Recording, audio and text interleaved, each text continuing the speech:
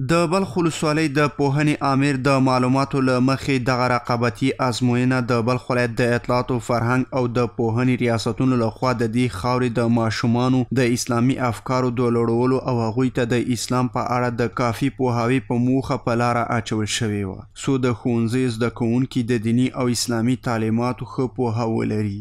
په همکارۍ د ریاست معارف او په همکارۍ د اطلاعاتو فرهنګ نو دلته د موږ سره تقریبا 2000 شاګردانو په دې ازموینه کې ګډون کړی ده چې په د ازموینه د امام ابو حنیفه کتاب تر اخیستل کیږي. دغه د امام ابو حنیفه کتاب تقریبا موږ 15 ورځې مخکې دوی لپاره ویشلی وو او دوی لپاره ورکړی وو چې دوی په دې کې مطالعه وکړي او آمادګي ونیسي. نو نن ورځ د دوی نه ازموینه اخیستل کیږي. له بل خوا د ازموینې یو شمېر ګډونوال د دغه پروګرام د جوړېدو یو مثبت اقدام وباله او ویل چې متعلمین مو په منځ کې د لا زیاتو څېړنیزو پروګرامونو د پیلولو لپاره جدي اړتیا ده.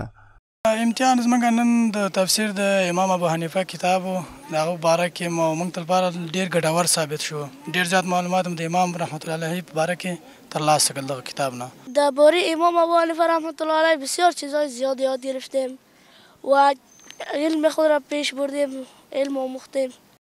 باید یادونه وشي چې د بلخ ولایت د پوهنې د اطلاعاتو او فرهنګ ریاستونو په پام کې لري چې د بلخ ولایت د ځوانانو او تنکیو ځوانانو د عامو افکارو د لوړولو په موخه د بلخ ولایت په ټولو ښوونځیو کې تعلیمي اسلامي پروګرامونه جوړ کړي.